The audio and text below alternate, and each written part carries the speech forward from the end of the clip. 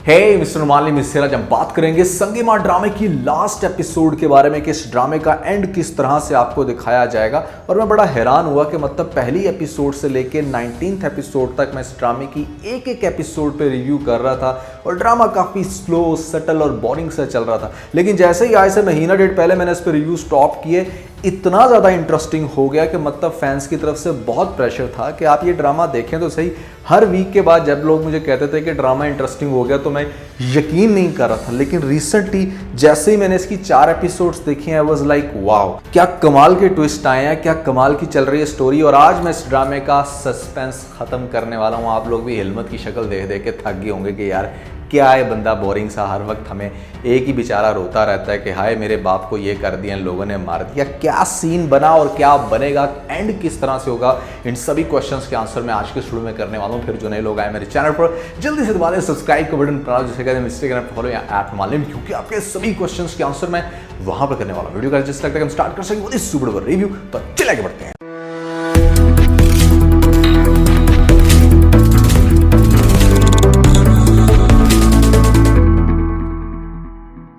बावजूद इसके कि लेटेस्ट एपिसोड बहुत सेटिस्फैक्टरी थी, आपको लग रहा होगा कि जैसे सारा सीन क्लियर हो गया। यहाँ पर हेलमंत की माँ ने जब जहर पिलाया, उसने मारा, तो सारी सिचुएशन क्लियर हो जाती है। अब हेलमंत कुछ भी नहीं करने वाला, चुप करके बैठ जाएगा, चीज़ों को कर लेगा, एक्सेप्ट ड्रामा बेहस्ता से अच्छे एंड की तरफ चला जाएगा। हेलमंत हंसी खुशी शादी कर लेगा शहजाद के साथ। नहीं भाई, होगा कुछ इस तरीके से कि यहाँ पर सबसे पहले तो आपको कुछ ऐसे सीन दिखाए जा रहे हैं जो आपको अभी कंफ्यूज मजीद करेंगे। जैसे पहला सीन जो लेटेस्ट एपिसोड के तकरीबन लास्ट में देखने को मिलता है कि जहाँ पर गुलमीना ये कहती है कि अगर वाकई हाजी नसरुल्लाह ने हक कर रखा था मेरी खाला के ऊपर, तो ऐसे में माँ कभी क्यों नहीं बोली, माँ ने क्यों नहीं इस चीज़ का एतराज़ किया कि भाई ऐसे में इस तरह की हरकत की थी तुम्हारे चचा ताए ने, जो भी उसका रिश्ता बनता है, तो इस तरह की बात इतनी देर छुपी कैसे रह सकती है। फिर आपने देखा कि जहाँ पर बहुत ज़्यादा अपसेट है, डिप्रेशन में है हेलमंत, रो रहा है, बॉनफायर कर रहा है, साथ साथ है टेंशन में कि कैसे इतना बड़ा सच उसको नहीं पता चला। लेकिन दूसरी तरफ वो इस बात पे भी यकीन रखता है कि औरत का जो सच होता है या गवाही जो होती है वो आधी होती है। इस राज के पीछे मजीद अभी कुछ ऐसा है जिसका उसको नहीं पता और वो उसका पता लगवा के रहेगा। तो यहाँ से ड्रामा काफ़ी इंटरेस्टिंग हो जाता है, चूँकि भैया हेलमंत इस तरह का बंदा नहीं है। अगर वो सिर्फ उस शक के ऊपर इतनी लंबी स्ट्रगल कर सकता है, सिर्फ उसके कानों में ये बात गई थी कि हाजी मरजान ने उसको जहर दिया, तो वो इस चीज़ के ऊपर इतनी फाइट कर सकता है, तो इतनी बड़ी बात सुनने के बाद कैसे चुप रहेगा, जहाँ पर वो अपने बाप की तकरीबन पूजा कर रहा है, हर वक्त उसकी कब्र पे बैठ के। इतने बड़े बड़े इल्ज़ामात को डाइजेस्ट नहीं करने वाला, वो इसकी भी मजीद गहराई तक जाएगा। कैसे जाएगा अब ये उससे ज़्यादा इंटरेस्टिंग है। हुआ कुछ इस तरीके से कि आपको दिखाया जाएगा हाजी नसरुल्लाह का बाप, यानी कि हेलमंत का दादा। हेलमंत का दादा अभी जिंदा है। इसी तरह उसका एक और बेटा भी दिखाएगा जो कि अभी हयात, यहाँ पर हाजी नसरुल्लाह का छोटा भाई होगा, यानी कि हेलमंत का चाचा।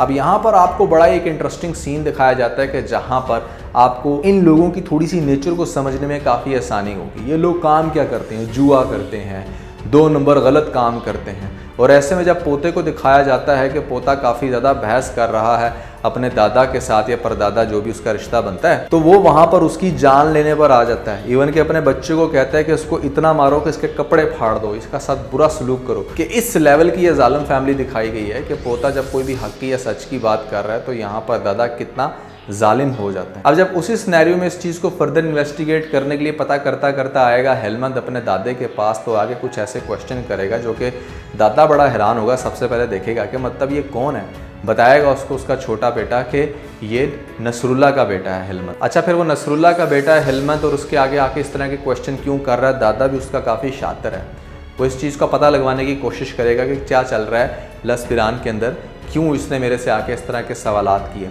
वहाँ पर जाके पता चलेगा कि भाई इस तरह से जिरगा बैठा था और जिरगे के अंदर पहले ये चीज़ एक्सपेक्टेड थी कि जैसे हाजी मरजान ने नसरुल्लाह को मारा था, तो वो चीज़ तो बड़े बुरे तरीके से फ्लॉप हो जाती है, क्योंकि हाजी मरजान की बेगम यानी कि हेलमंत की माँ ने सबके सामने इस चीज़ को एक्सेप्ट कर लिया कि बेसिकली मैंने जहर दिया था। अब दादे को ये पॉइंट मिल जाएगा, वो कहेगा हेलमंत को कि ये सब लोग तुम्हें पागल बना रहे हैं, एक्चुअली में हाजी मरजान नहीं मारा था। अब हाजी मरजान के वो उसको मज़ीद ख़िलाफ़ करने की इसलिए कोशिश करेगा क्योंकि हाजी मरजान से वो ये रिक्वेस्ट शायद करने के लिए आए कि तुम हेलमंत को संभालो, वो मेरी तरफ दोबारा ना आए, या वो यहाँ पर आकर जिस तरह से चीज़ों को इन्वेस्टिगेट कर रहा है, डेफिनेटली इससे उनका बिज़नेस काफ़ी हर्ट होगा। क्योंकि आपको दिखाया गया है कि वो जो उसका दादा है ना, वो बड़ा कंजूस और बड़ा सेल्फिश इंसान है जो एक एक पैसे का हिसाब जानते हैं। हाजी मरजान कहेगा कि मतलब जो बंदा मेरी नहीं सुनता, जिसने मुझे कटहरे में लाके खड़ा कर दिया, सबके सामने मुझे कसूरवार ठहरा रहा था, तुम्हारा क्या ख्याल है कि वो मेरी बात पर यकीन करेगा? वो सिर्फ हक और सच की बात पर यकीन करेगा, और सच क्या है इस चीज़ का अंदाज़ा हिलमत को खुद ही हो जाएगा टाइम के साथ। तो बेसिकली अब इस ड्रामे की कुछ ज़्यादा एपिसोड्स नहीं रहेगी। यहाँ पर जो मज़ीद टाकरा दिखाया जाएगा वो हिलमत के दादे का हाजी मरजान के साथ, जो कि उसको गलत साबित करने की कोशिश करेगा कि हाँ इसी की वजह से मेरे बेटे का मर्डर हुआ, और जबकि हिलमत की ये कोशिश होगी कि सच्चाई सामने आए, अगर वाकई मेरा बाप बुरा था तो सबके सामने ये चीज़ वाज़िया हो। इस चीज़ को सर्च करने के लिए वो इनके बिज़नेस और जहाँ पर ये जुआ शुआ खेलते हैं उस चीज़ का पता लगाने की कोशिश करेगा, लेकिन सामने सही पिक्चर वाज़िया नहीं होगी। सारे मामले के बावजूद शहरज़ाद ये कहेगी कि मैं तुमसे कहती थी कि हाजी मरजान इस तरह का इंसान नहीं है, तुमने मेरी बात पर यकीन नहीं किया। अब सच्चाई जब तुम्हारे सामने आ गई है तो तुम खुदा का वास्ता है इस किस्से को छोड़ दो, अपनी ज़िंदगी में आगे बढ़ो। वो कहेगा कि मैं अब अपने इस किस्से के बिल्कुल इख्तिताम पे हूँ, मुझे थोड़ा सा मज़ीद सर्च करने दो, पता लगा लेने दो कि कौन असल कसूरवार है। अगर मेरा बाप कसूरवार था तो मैं उसकी कभी कब्र पर भी नहीं जाऊँगा, और यहाँ पर तुम सब लोगों को बहुत अच्छे से एक्सेप्ट कर लूँगा। ये बात तो ठीक है, वाज़िया होगी कि हाजी मरजान ने ऐसा नहीं किया, या हाजी मरजान ने मेरे बाप को नहीं मारा, मेरी माँ ने मारा। लेकिन मेरी माँ ने क्या उसी वजह से मारा जो वजह उसने जिरगे के सामने बताई है। मुझे सिर्फ इस बात की क्लैरिटी चाहिए। अब इस बात को क्लियर करने के लिए जब वो अपनी पूरी रिसर्च करेगा तो इसका दादा अपने ही पोते यानी कि हिलमत के ख़िलाफ़ हो जाएगा। हो सकता है कि वो हिलमत को जान से मारने की धमकी दे या जान से मारने की कोशिश करे। अब हिलमत को किसने प्रोटेक्ट करना है? इन्हीं लोगों ने, हाजी मरजान ने, उसके दूसरे भाई हिकमत ने। और यहाँ पर आपको बड़ी इंटरेस्टिंग सिचुएशन दिखाई जा सकती है कि जहाँ पर पूरा लसबिनान एक तरफ है और दूसरी तरफ इसके दादे की पार्टी। सच्चाई को सामने लाना मेरे ख्याल से सबसे बड़ी गेम होगी इस ड्रामे के अंदर। जो सबसे इंटरेस्टिंग पार्ट आपको दिखाया जाएगा ड्रामे की लास्ट में, कि मतलब चाहे आपका दादा परदादा कितना ही गलत इलीगल काम करता हो, एक जनरेशन आगे से ऐसी ज़रूर आती है जो कि हक सच की बात करती है, और जितना भी गंद होता है इस तरह का उसको निकाल कर बाहर फेंक दिया।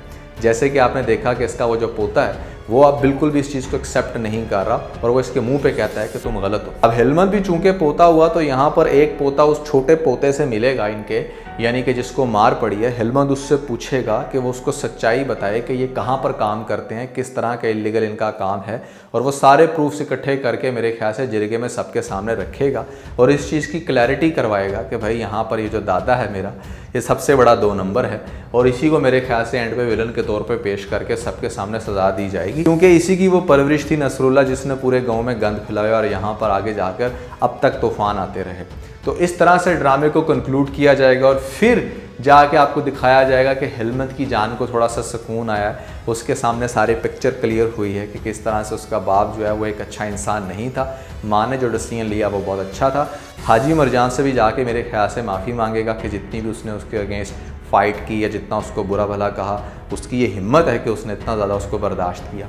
शहजाद से शादी होगी और इस तरह से मेरे ख्याल से कहीं जाकर मस्तान सिंह को भी इस चीज़ को अप्रिशिएट करेगा कि भाई तूने सच बोल के बहुत सारे मसलों से उस दिन निजात दिलवाई। सो नो डाउट यहाँ पर संगेमा ड्रामा पिछली 3-4 एपिसोड्स में बहुत ज़्यादा इंटरेस्टिंग हुआ है, और अब इस ड्रामे के अंदर मेरा नहीं ख्याल कि इससे ज़्यादा मज़ीद कुछ रह गया देखने को। तकरीबन आपको एंड कुछ इसी से मिलता जुलता दिखाया जाएगा, कुछ 1-2 सीन आगे पीछे हो सकते हैं, लेकिन ओवरऑल मुझे लगता है कि ड्रामे की स्टोरी अब कुछ इस तरह से चलेगी और 2-4 एपिसोड के बाद ड्रामा ख़त्म कर दिया जाएगा। लेकिन आपको क्या लगता है कि ड्रामा किस तरह से चल सकता है, ज़रूर बताइएगा नीचे मुझे कमेंट सेक्शन में। तो दोस्तों मैंने आप लोगों को बताई थी कैसी तेरी खुदगर्जी ड्रामे की कंप्लीट स्टोरी, जो कि अच्छी खासी इंटरेस्टिंग स्टोरी है। अगर आपके पास पूरा ड्रामा देखने का टाइम नहीं है तो ऊपर आपको लिंक मिल जाएगा, जल्दी से लिंक पे क्लिक करके इस ड्रामे की कंप्लीट स्टोरी सुन के अपना फीडबैक मुझे जरूर दीजिएगा। तो आज के बस इतना है। अगर आपको स्टूडियो के अंदर कोई एक पॉइंट पे अच्छा लगा तो आप स्टूडियो को लाइक जरूर कीजिएगा और अपने दोस्तों के साथ ज़्यादा से ज़्यादा वीडियो को शेयर करने की कोशिश करें, स्पेशली उन दोस्तों के साथ जो पाकिस्तानी ड्रामास के बहुत बड़े फैन हैं। वीडियो अच्छी लगी तो सब्सक्राइब बटन के ऊपर जरूर क्लिक कीजिएगा और कमेंट सेक्शन में मुझे अपना फीडबैक देना मत भूलिएगा। और ये सारे काम करने के बाद आप बेल आइकन प्रेस कर लीजिएगा ताकि लेटेस्ट अपडेट आप लोगों को सबसे पहले मिल सके। इसके साथ में बहुत सारा ख्याल रखें, stay motivated and God bless you.